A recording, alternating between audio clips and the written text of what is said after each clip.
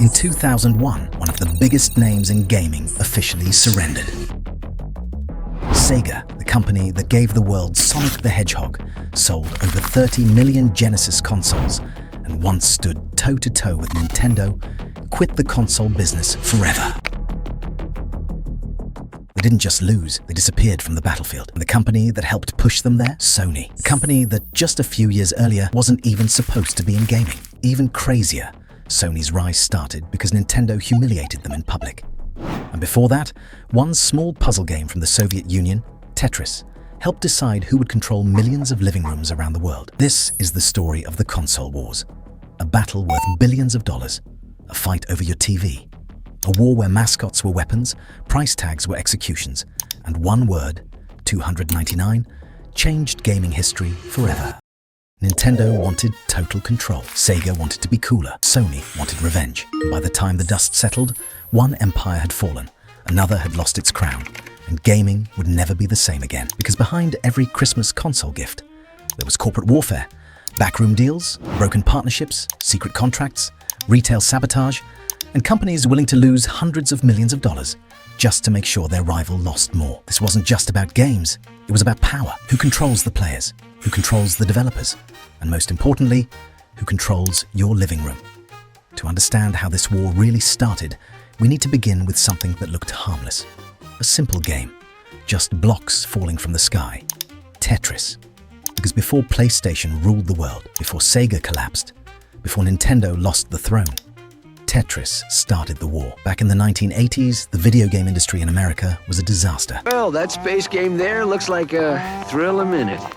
Why not try a real blast? The crash of 1983 had nearly destroyed everything. Big companies like Atari were collapsing, stores stopped trusting video games, and many people believed gaming was just a dead trend. Then, Nintendo arrived. In 1985, they launched the Nintendo Entertainment System, the NES, and changed everything. It wasn't just successful, it saved gaming. By the end of the decade, Nintendo controlled nearly 90% of the American video game market. That's not dominance, that's a monopoly. If you wanted your game on Nintendo, they controlled everything. They approved your game, they manufactured the cartridges, they decided how many copies you could sell.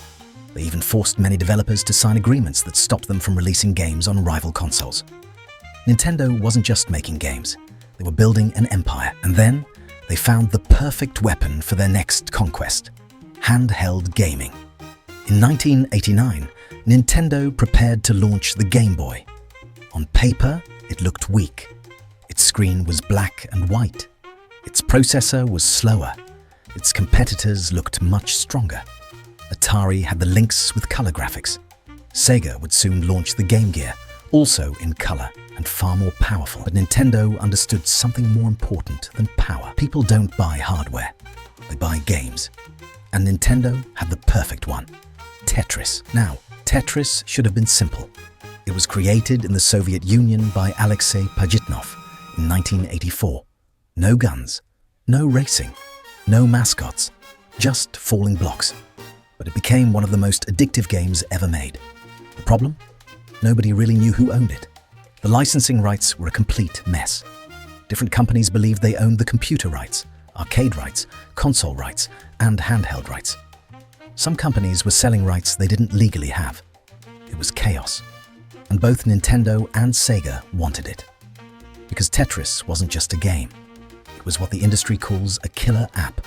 A game so good people buy the system just to play it. Unlike Mario, Tetris appealed to everyone.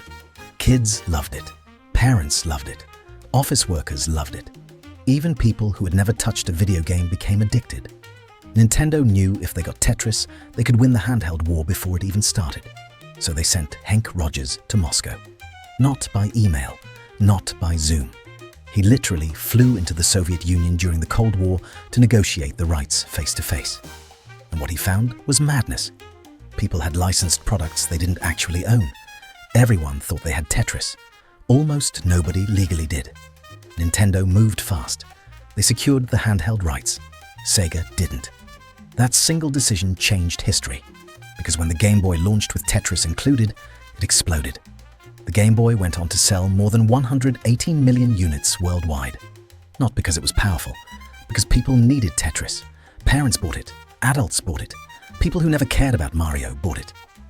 Meanwhile, Sega's Game Gear looked stronger on paper, but Nintendo had already won. That was lesson number 1 of the console wars. Power doesn't matter, software does. Still, Sega wasn't finished. In fact, for one incredible moment, it looked like Sega might actually destroy Nintendo. The early 1990s became total war. Nintendo had Mario. Sega created Sonic the Hedgehog. Mario was safe, friendly, and family-focused. Sonic was fast, cool, rebellious, and had attitude. Sega didn't want to compete politely. They wanted to attack. Their famous slogan said it all. Genesis does what Nintendo don't. That wasn't marketing. That was a declaration of war. And it worked. The Sega Genesis became a massive success in America. At one point in the early 90s, Sega controlled around 55% of the US console market. For the first time, Nintendo looked weak. Teenagers loved Sega. Retailers pushed Sega harder. Sonic became a global icon. Nintendo, the king of gaming, was bleeding. Schoolyards turned into battle zones. You were either Team Nintendo or Team Sega. Friendships were tested. Christmas wish lists became political statements. And then came Mortal Kombat. This was bigger than just one game. It was about identity. Mortal Kombat was violent, brutal, and controversial. Kids wanted it more than anything. Nintendo censored the blood. Sega allowed it with a secret code. That changed everything. Suddenly, Sega looked bold. Nintendo looked old. Sega felt like the future. And then Sony walked into the room, quietly, almost by accident, and changed everything. Ironically, Sony's rise happened because of Nintendo. At first, they were supposed to be partners.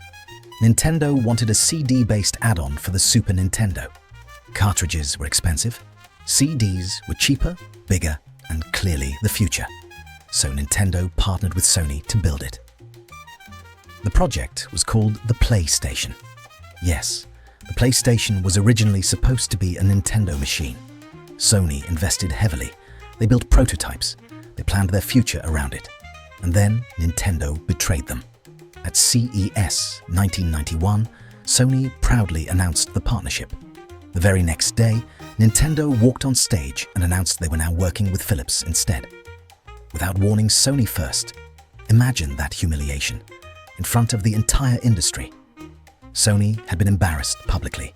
Most companies would have walked away. Sony chose revenge. Instead of leaving gaming, they decided to build their own console. And that decision became one of the most expensive revenge stories in business history.